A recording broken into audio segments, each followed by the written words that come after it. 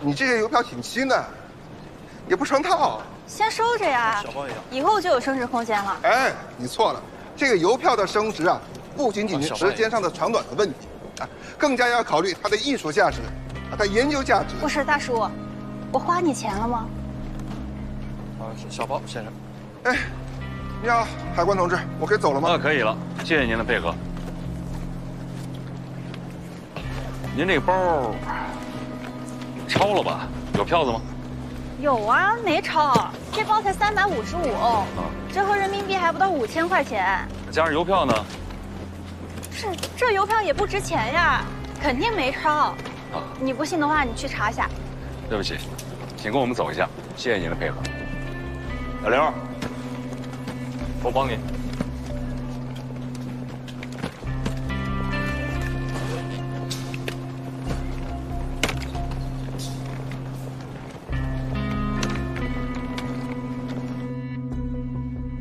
不是，你们带我来这里干什么呀？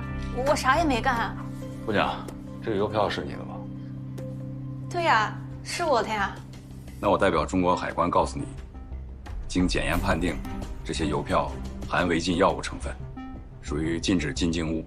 刑法规定，走私犯罪须行为人具有明知的主观故意。如果你是受他人的欺骗携带，不清楚行为的性质，是不构成走私的。但是，你要是知道自己携带的是什么东西，也清楚行为的性质，则涉嫌走私犯罪。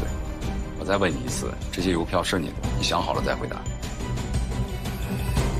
这邮票不是我的，就刚刚有一个男的，他找到我，他说他带的东西超额了，让我帮他把邮票带过去，然后他给我1000块钱。我是真的不知道这个邮票是违禁品啊。是不是一个穿着白色 T 恤、黑色坎袖帽衫、蓝色牛仔裤的男士？对，就是他。大宇，缉私部门的同志到了吗？已经到了。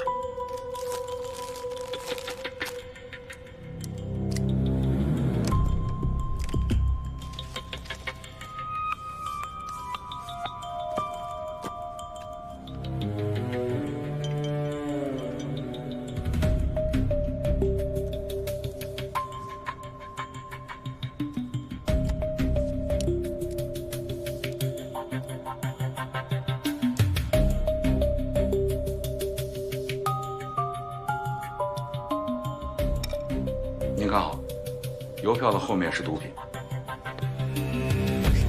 同志，我真的啥也不知道，我也是被骗的。啊，他让我出了关以后去大碗面餐厅找他，你们快去抓他。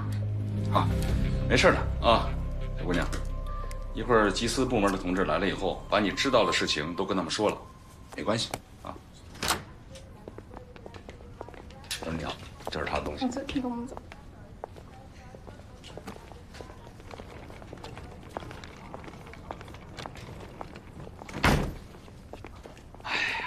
这么年轻啊！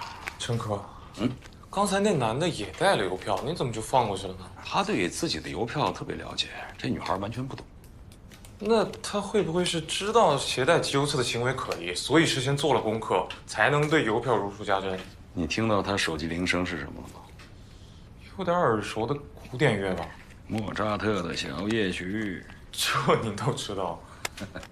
干咱们这行，多少啊，什么都得了解一些。所以说呢，他的行李里边就会有很高的莫扎特的含量。你想啊，如果他想夹带毒品的话，他不可能细致到连自己的手机铃声都设置成莫扎特吧？那反观这个女孩呢，她对自己的包的价钱非常了解，但是对这个邮票册支支吾吾。您这个包超了吧？这包才355欧，折合人民币还不到5000块钱。加上邮票呢？这邮票也不值钱呀，肯定没超。这很明显嘛，就是一个临时带货的水客。但陈科，我还有个疑问。你说，那个走私嫌疑人找人为他带货过关，为什么偏偏找一个穿粉色衣服的女孩？而恰好我们正在寻找的毒贩就跟红色元素有关系。您说，这是巧合还是故意？你这个问题呢问得非常好。给我们医科天人啊，我真的是举双手赞成。但是问题是，能不能来一个男生啊？这个章鱼，应用心理学研究生毕业，会4门外语。那在初任培训班的时候，记忆力和观察能力都是排在前面的。要是我真不行，您就让我走。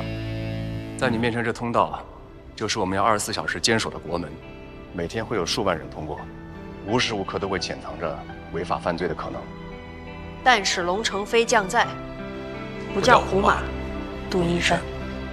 今天我把这句话送给你，记住，这儿就是我们要守的城。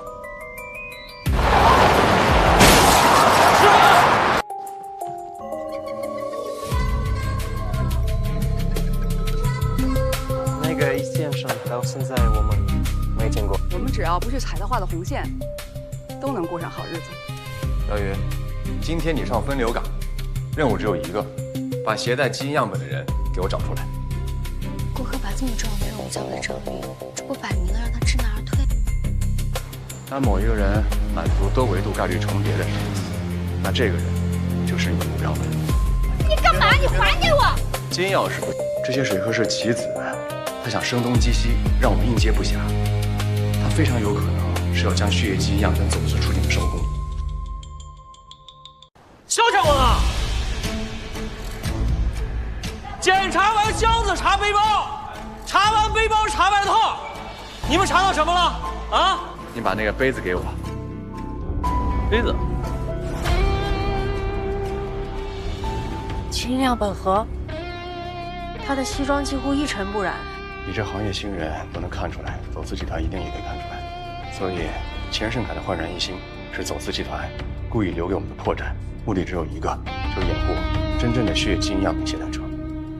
去给我查一下，这2个海关是什么人？货的事儿我去跟客户说，只要能用钱解决的，都不叫事儿。我出来了，没想到你却已经走了3年了。你的死一定跟5年前出现在机场的娃娃有关。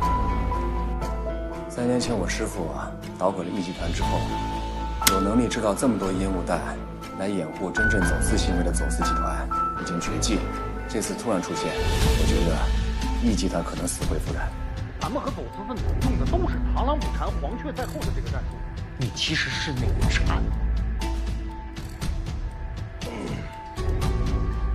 郭可，大宇哥说的是真的吗？我就是您丢给走私分子的一个饵吗？你马上要成为一名中国海关，一名国门卫士。师傅对你的要求就是忠诚、干净、有担当，明白吗？明白。师傅，章鱼第1天上班就被偷拍了，在很短时间之内，他的照片都被走私集团看见并且利用，说明我们周围有走私团伙安插的线人。